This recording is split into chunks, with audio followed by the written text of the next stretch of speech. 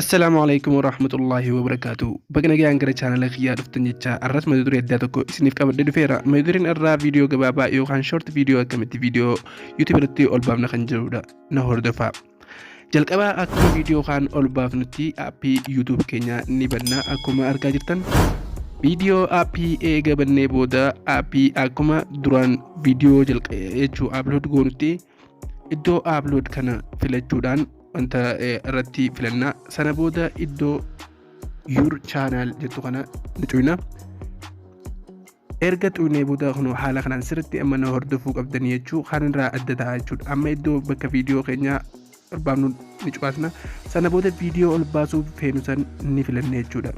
Viidiyoon keenya hubadhu asirratti viidiyoon keenya daqiiqaa takkaa luqutuun qabu short viidiyoo erga ta'ee viidiyoo erga kunu haala kanaan filannee booda iddoo title jedhamu kanatti ilaalaa bakka kana sirriitti hordofaa.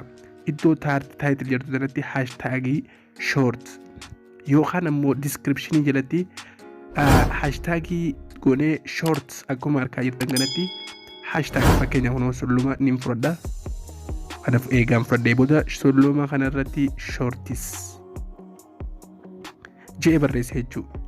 Yoo asirratti barreessuu baannillee humna rakkinaan qabu title irratti yoo gabbuune ammoo iddoo description kanarratti sulluma goonee akkuma reefu hashtag goone sulluma goonee shortis wanta itti fudhanna jechuudha. Yoo jalqaba nama viidiyoo kana ol baasuu taate ammoo iddoo title irratti my first short video jetteeti title irratti barreessite achi booda hashtagiin barreessite viidiyoo kee akkanatti haala kanaan ol baasuu dandeenya iddoo upload godhate jettu kana tuunaa jechuudha.